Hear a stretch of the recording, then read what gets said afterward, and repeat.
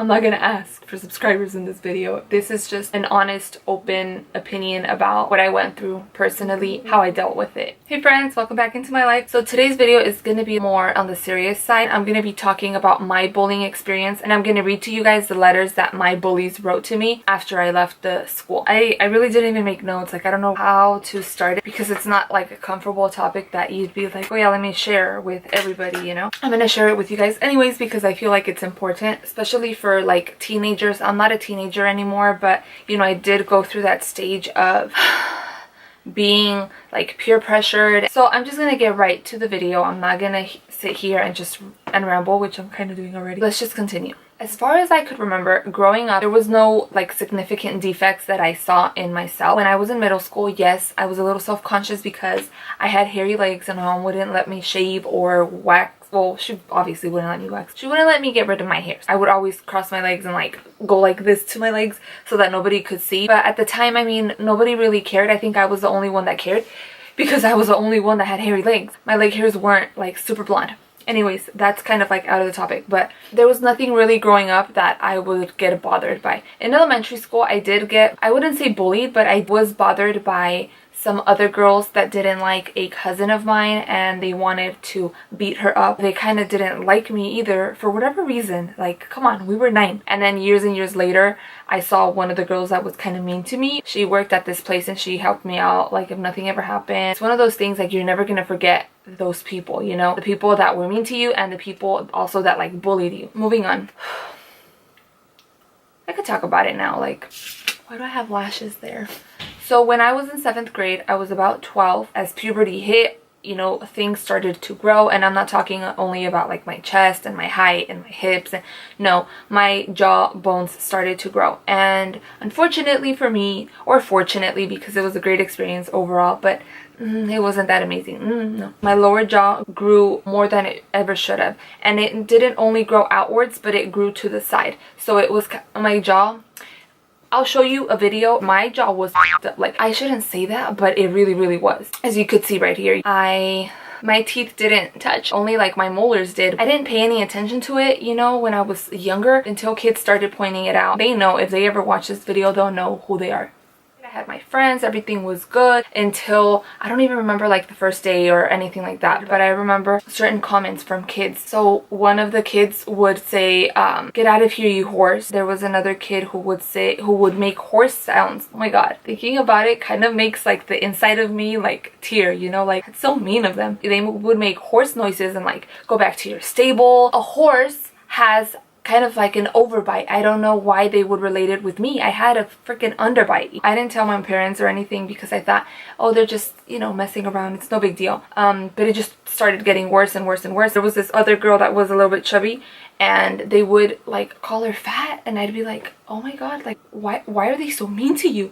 She's like, whatever, I'm used to it. And I'm like, we shouldn't be used to this, you know, here we are, 2 little bullied girls. I tried to brush it off, kind of like her. I'm like, yeah, me either, I don't care. But as the year went on, it just started getting worse and the comments were more frequent. It started to get to a point where like, I mean, I would go to school, but I didn't really like myself. And I think, you know, this is where a kid's self-esteem starts to develop.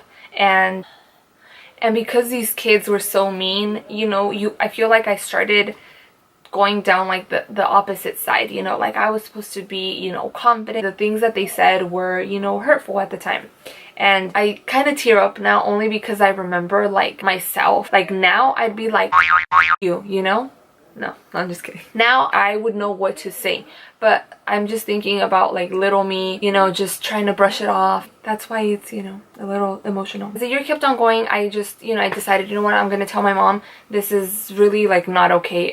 Like it's affecting me. So it was towards the end of the year. I remember we got our yearbook and I was excited. I mean, who isn't, you know, the end of the year, you have it right here. You want people to sign your book. I haven't seen my yearbook in such a long time. I don't know why, but I think I got my yearbook kind of late because I pasted like the little papers. I guess I gave them a paper and say like, hey, sign your name. And after when I got the yearbook, you know, I barely had anything written on it because everything was like paper. Wow, I got a few numbers, even though that was probably like their parents' numbers because back then we didn't have cell phones. Look at my writing. Let me give you something positive before I go into the negative. She wrote her home number and then she wrote her mom's cell phone number. That's so funny. Okay, so let's go to the nasty stuff, yeah? You see right here, it said, have a nice summer at the ranch, horse. This other kid said, have a good summer, and he whited it out. I think it said something like, have fun at the stable or something. It was just offensive. So anyways, those were some of the comments. I know there was another one in here, but I don't know where it's at. Oh, I wasn't gonna say anything, but because I knew that I was gonna be switching schools, and at that point I didn't care. I was like, all right, I'll tell my mom and she could go, you know, do whatever she has to do, because I knew, hey suckers, I'm not coming back. My mom went to talk to the vice principal. I guess she gave him my yearbook, and that's why the kids had to white it out and just leave like the nice comment saying like, have a good summer and enjoy your summer or whatever. And then I spoke to all of them. They got suspended, I believe, and they had to write me an apology letter. So I still have those today. So this is what one of the teachers said. I'll translate it because this teacher was in Spanish. Ma'am, the vice principal told me what had happened with Karen's yearbook. The parents of the students were notified and the students wrote the following notes. We hope that the next year this doesn't happen because they will be punished more, like worse. Like, I thought it was funny how he said, we hope that next year this doesn't happen. Well, next year didn't come. Oh my gosh. How many were there? Let me read you what one of them said. Karen, I'm sorry for calling horse. First of all, grammar, hello, and making the noise. I'm sorry, Karen. Next year, I promise I will not call or make the caballo. Oh yeah, they would call me caballo too. Caballo is horse in Spanish. Make the caballo noise. I sorry for ever calling you caballo. He didn't even spell caballo right. Oh my gosh. Karen won't call you caballo no more. No, I must respect you. But did you see how many times he wrote caballo on there? Like, he really let himself out. Like, 4 times he mentioned it in that little note. In the back, he wrote, Karen, why did you rat me out? Oh my god, caballo. I never call you caballo. I never.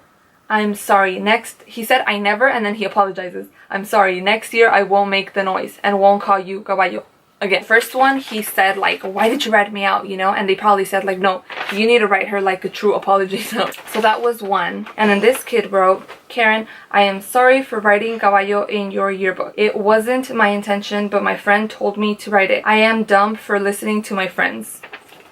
I have 2 more. Dear Karen, I am sorry for calling you bad names such as caballo. Hey, he wrote it right. I am also sorry for writing have a good summer in the corral. That's what it was. Not stable. Corral, which is the same thing. I am also very sorry for calling you names in class. You are a nice, intelligent student and you deserve to not be called names. I'm the one who is supposed to respect you. That was like a sincere one. I feel like that was sincere, and his writing is super nice. And then this kid I knew since I was in 1st grade, and I won't talk bad about him, but there was a major, I won't talk bad about him. Karen, sorry for calling you caballo.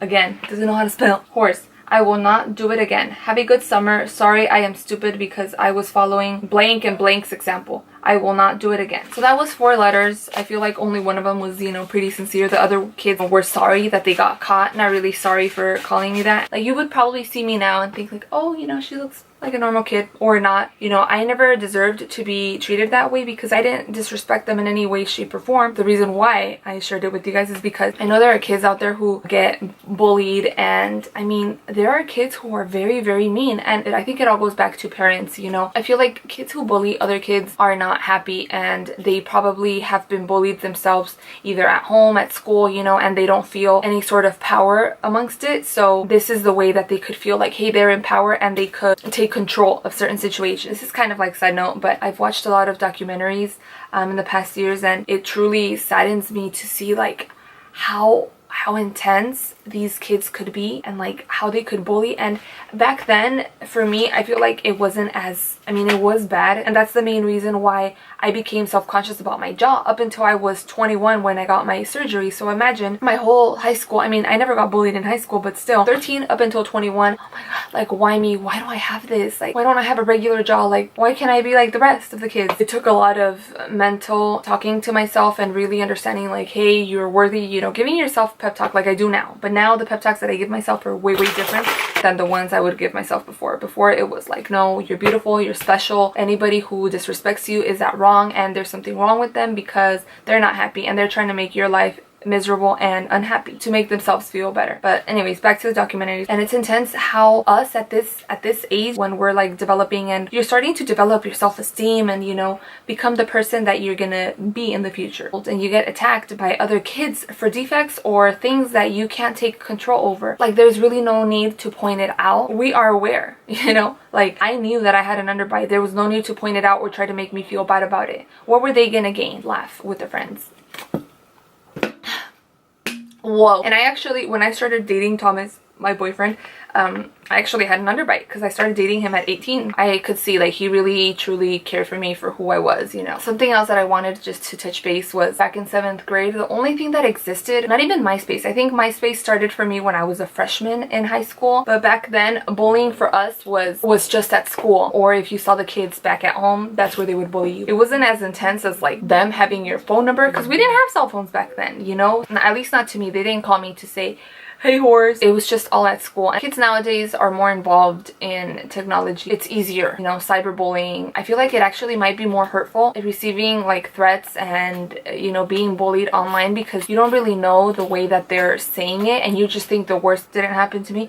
But I could imagine when they call you something, you just think about it like the worst way possible, which sometimes has, you know, made kids do things that no kid should have to go through. As young kids, you know, we deserve the best childhood, you know. For a few dumb kids who decide to be mean, it might really affect and get to that child. In documentaries I've seen, and they actually take their own lives, which is really, really sad. I mean, like, I never thought about doing anything like that, but if I was hurting at that age, I could only imagine like how much those kids were really like hurting, you know, being bullied day by day and just being like taunted, you know. So if you're an adult, make sure you're after your kids, and if you hear that your child is bullying someone, or if your child is being bullied, like, I'm sure everybody does it, you know, you do what's to your ability to. I think creating a positive environment and a loving environment for a child is like key for them to be open with you, not only as a parent but more as a friend. Anyways, I won't keep rambling because it's not the best like amazing topic to talk about, but I just thought it was very important to share, you know, my experience and like what I've gone through and stuff. I do feel when I was going through that, because back then it really, really hurt me. I really made it a promise to myself to really take care of my kids, you know, if I had any, and made sure that, you know, I was going to be there for them and guided them the right way. I didn't want them to be those mean kids that were mean to me. I also didn't want I also don't want them to be in my shoes, you know. It really sucks going through that stuff. Okay, I'm gonna go cry now. Why am I crying? Like I said, I'm just putting myself back in my shoes at 12, like not knowing how to handle it properly. I did the best that I could at that time. I tried to avoid them and ignore them and tell them to shut up, because you couldn't really rat kids out, because oh my gosh, it would be so not cool. You'd be the snitch, you know. So that completes this video. I think I covered everything I wanted to cover. This is a very long video. Thank you guys so much for watching. I truly appreciate it. I hope you guys found it informational. If you're someone that's going through that or that went through that, there is the life after it. You know, always have positive thoughts and treat others the way that you want to be treated. And you know, now it's not that hard for me to get bullied. No, opposite. Now it's not easy for me to get bullied. I'm not on the verge at all times, but I defend myself. I won't let myself be, you know, bullied again. And I've been called weird many times. And you know what? It's okay. Being unique. Thank you guys once again, and I will see you in my next video. Bye.